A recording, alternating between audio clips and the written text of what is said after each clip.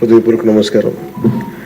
నేను గవర్నర్ గారి ప్రసంగానికి మనస్ఫూర్తిగా పార్టీ తరపు నుంచి నా తరపు నుంచి మనస్ఫూర్తిగా దానికి మద్దతు తెలుపుతూ ధన్యవాదాలు తెలియజేసుకున్నాను అధ్యక్ష.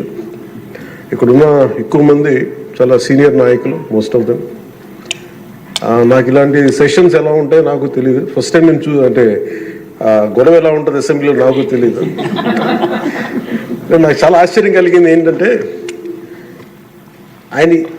నేను ఇట్లాంటి గొడవలు టీవీల్లో గతంలో తెలంగాణ నరసింహన్ గారు గవర్నర్గా ఉన్నప్పుడు ఉమ్మడి రాష్ట్రం అప్పుడు గొడవలు చూశాను, టీవీలో చూసామని. అట్లీస్ట్ దానికి ఒక కారణం ఉండిందో ఇంకో 100 విభేదించే పరిస్థితులు ఉన్నాయి. ఇక్కడ విభేదించడానికి ఏముందో నాకు తెలియలేదు.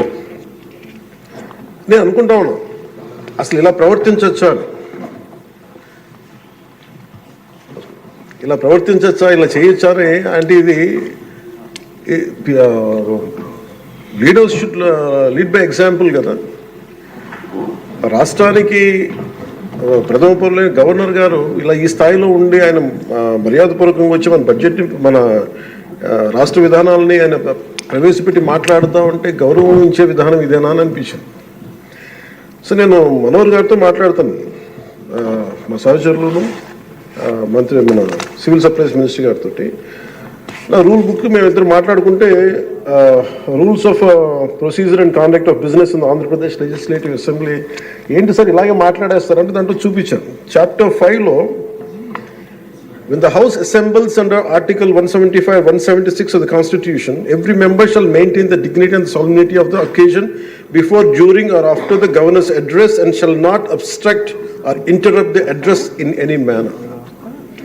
Maintenance of dignity and solidity at governors address అనేది చాలా స్పష్టంగా ఈ రూల్ బుక్లో ఉంటే మనమే రూల్స్ని ఇంప్లిమెంట్ చేయాల్సిన వాళ్ళం. వారికి సంఖ్యాబలం ఉందా లేదా పక్కన పెడితే every member of this house has a responsibility to follow the rules.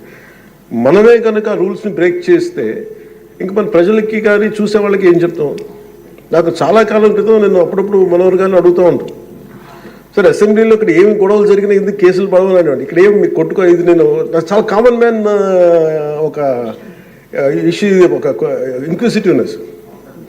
And నాకు పార్లమెంట్లో గొడవ జరిగినప్పుడు ఏమి ఏంటి ఇబ్బంది పెట్టేస్తారు ఏంటంటే ఇక్కడ అవేమి ఉండవు, ఇక్కడ ఇట్స్ ఫ్రీ ఫర్ ఆల్ అన్నట్టుగా మాట్లాడితే then we have more responsibility. మన మీద రూల్స్ పెట్టలేదు అంటే ఏం కేసులు పెట్టమండి. ఇదే కనుక నిన్న వాళ్ళు చేసిన గొడవే కనుక గవర్నర్ గారి మీద ఆయన సుప్రీంకోర్టు జస్టిస్గా ఉన్నప్పుడు ధైర్యం చేయగలరా, కళ్ళల్లో చూడగలరా?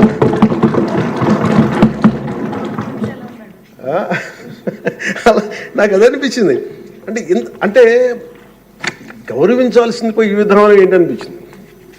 నిన్న టీవీ వాళ్ళని అడిగారు, మీరు వీళ్ళు వైసీపీ నాయకులు ఇలా మాట్లాడారు కదా, మీ ఇదేంటి అని. YCP synonym for ruckus. అంటే గొడవకు కానీ బూతులు కానీ వాళ్ళు పర్యాయ పదం అయిపోయారు. అంటే నిన్న చూసిన గొడవ జరిగిన తర్వాత నాకు నిజంగా అనిపించింది, గౌరవ ముఖ్యమంత్రి గారు అన్ని సంవత్సరాలు వాళ్ళు ఎలాగా వాళ్ళ తట్టుగా నిలబడ్డారో ఆయనకి హ్యాట్స్ ఆఫ్ తెలియజేస్తాడు. అది ఎంత గట్స్ ఉండాలి, ఎంత దమ్ము ఉండాలి, ఎంత ధైర్యం ఉండాలి.